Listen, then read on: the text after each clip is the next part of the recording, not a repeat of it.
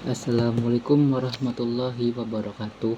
Perkenalkan, nama saya Muhammad Hafizur Rahman dari Prodi Hukum Ekonomi Syariah kelas 5J dengan NIM 212111360. Pada kali ini saya akan mereview buku yang berjudul Hukum Acara Peradilan Agama yang ditulis oleh Abdullah Triwahyudi, SAG, SHMH. Tahun terbitnya 2018, penerbitnya CV Mandar Maju, cetakan ke-1 November 2018, jumlah halamannya 258, nomor ISBN 978 979 538 473 1. Berdasarkan pengamatan saya terhadap buku ini, terdapat pembahasan yang cukup menarik bagi saya. Karena di samping membahas bagaimana cara beracara di peradilan agama serta adanya pembahasan lembaga-lembaga di buku ini, juga memberikan contoh surat-surat praktik di peradilan agama seperti contoh-contohnya surat duplik, replik, surat gugatan, surat kuasa, dan macam-macam. Banyak contohnya di sini. Demikianlah hal tersebut menjadi salah satu hal yang menarik dan saya emban dalam menulis buku ini. Pertama, saya akan membahas tentang lembaga peradilan di Indonesia dulu. Mahkamah Agung. Peraturan adalah peraturan undang-undangan yang mengatur tentang Mahkamah Agung dan peradilan di bawahnya, yaitu ada Undang-Undang Nomor 14 Tahun 1985 tentang Mahkamah Agung, Undang-Undang Nomor 2 Tahun 1986 tentang Peradilan Umum, Undang-Undang Nomor 5 Tahun 1986 tentang Peradilan Tata Usaha Negara, Undang-Undang Nomor 7 Tahun 1989 tentang Peradilan Agama, Undang-Undang Nomor 31 Tahun 1997 tentang Peradilan Militer. Yang tadi saya sebutkan yaitu undang-undang yang mengatur dari lembaga-lembaga tersebut ya. Lanjut ke pembahasan Mahkamah Agung. Apa itu Mahkamah Agung? Mahkamah Agung merupakan salah satu pelaksana kekuasaan kehakiman di Indonesia. Wewenang Mahkamah Agung yaitu memeriksa dan memutus permohonan kasasi, sengketa, dan permohonan peninjauan kembali serta menguji peraturan perundang-undangan.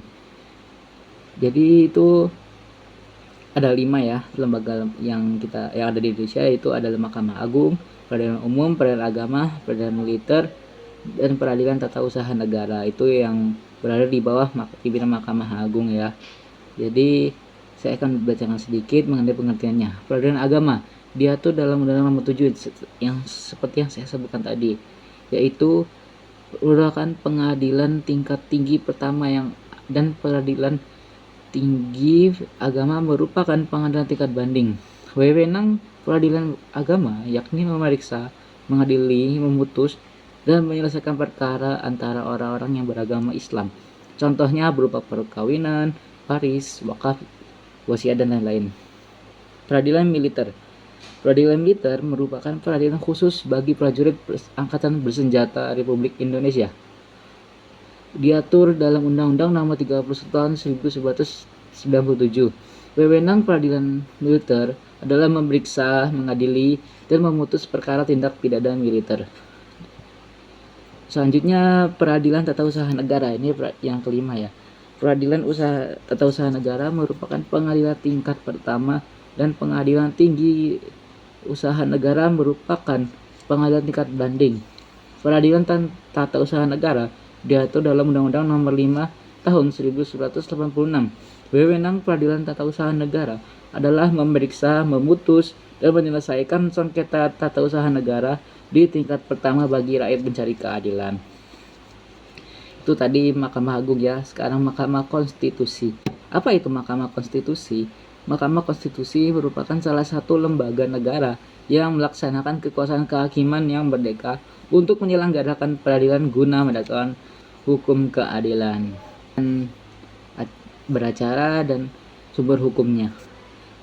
Pengertiannya terlebih dahulu ya. Hukum acara adalah aturan-aturan yang mengatur tentang bagaimana beracara di depan persidangan pengadilan. Sedangkan hukum acara peradilan agama adalah segala peraturan baik bersumber dari peraturan perundang-undangan negara maupun syariat Islam yang mengatur bagaimana cara bertindak di persidangan pengadilan agama dan juga mengatur bagaimana cara peradilan agama menyelesaikan perkaranya untuk mewujudkan hukum material Islami yang kekuasaan peradilan negara.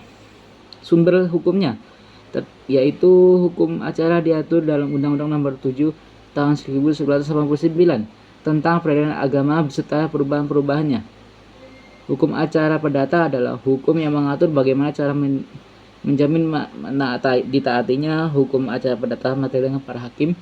Komplikasi hukum yang ketiga bahasanya merupakan salah satu sumber hukum di acara peradilan agama selain hukum yang diatur dalam Undang-Undang Nomor 7. Komplikasi hukum ekonomi syariah. Dalam perkara ekonomi syariah, belum ada pedoman bagi hakim dalam menyelesaikan sengketa ekonomi syariah. Namun, untuk memperlancarnya, dikeluarkan Peraturan Mahkamah Agung Nomor 2 Tahun 2008 tentang Peraturan Mahkamah Agung Republik Indonesia tentang komplikasi hukum ekonomi syariah.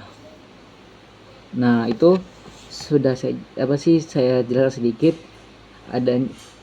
adanya yang tadi Mahkamah Agung beserta lembaga yang berada di bawahnya, lalu ada Mahkamah Konstitusi pengertiannya, dan yang tadi baru saya jelaskan pengertian hukum cara beracara dan sumber hukumnya. Lalu di buku ini selanjutnya saya akan menjelaskan tentang beracara di peradilan agama ya. Lanjut ke tahapan persiapan. Adanya permohonan dan gugatan. Permohonan adalah mengenai suatu perkara yang tidak ada di pihak lain yang saling bersengketa. Gugatan adalah suatu perkara yang terdapat sengketa antara kedua belah pihak.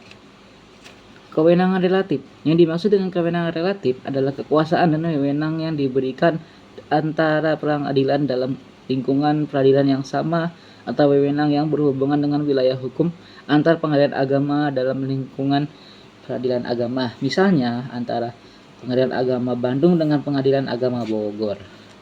Itu tahapan persiapan. Terus tahapan persiapan ketiga itu ada kewenangan absolut.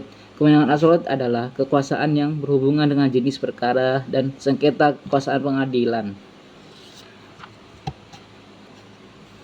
Lalu pihak-pihak dalam berperkara. Pihak-pihak dalam berperkara. Setiap orang yang mempunyai kepentingan dapat menjadi pihak dalam berperkara di pengadilan. Pihak-pihak yang berperkara dalam pengadilan dapat diperinci sebagai berikut. Pihak yang secara langsung mempunyai kepentingan terhadap perkara yang diajukan pengadilan. Pihak yang secara tidak langsung mempunyai kepentingan sendiri tetapi dianggap sebagai pihak yang berkepentingan.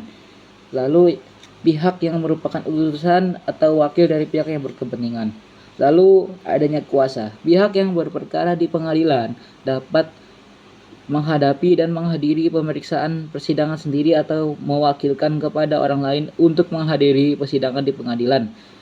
Pemberian kuasa kepada orang lain untuk menghadiri persidangan dapat dilakukan secara lisan atau tertulis. Pemberian kuasa secara lisan harus dinyatakan di depan persidangan pengadilan dan dicatat dalam berita acara berita. Pemberian kuasa secara tertulis dapat dilakukan dalam surat kuasa khusus yang di dalamnya tersebut dijelaskan secara khusus mewakili pihak yang berperkara mewakili persidangan. Lalu tahap pembuatan gugatan dan permohonan. Permohonan atau gugatan yang dibuat sendiri oleh yang bersangkutan ditandatangani oleh yang bersangkutan, dan permohonan atau gugatan yang dibuat oleh kuasa ditandatangani oleh kuasanya. Membuat permohonan pada dasarnya meliputi identitas permohon, uraian kejadian dalam kurung posita atau isi permohonan. Lalu sita jaminan.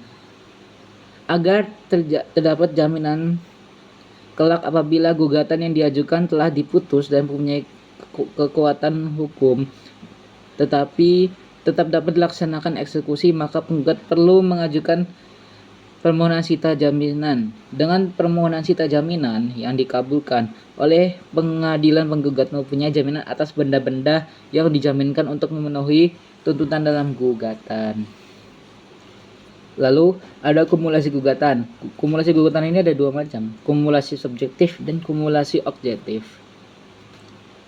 Lanjut, tahap pendaftaran gugatan atau permohonan. Permohonan atau gugatan didaftarkan di Kepaniteraan Pengadilan Agama yang berwenang dengan memeriksa membayar panjar biaya perkara sesuai dengan atas hukum yang berlaku. Biaya perkara itu meliputi biaya kepaniteraan dan biaya materai, biaya untuk para saksi, saksi ahli, penerjemah dan biaya pengambilan sumpah, biaya untuk pemeriksaan setempat dan tindakan lain-lain yang diperlukan untuk pengadilan, biaya panggilan pemberitahuan dan lain-lain. Lalu selanjutnya penetapan majelis hakim.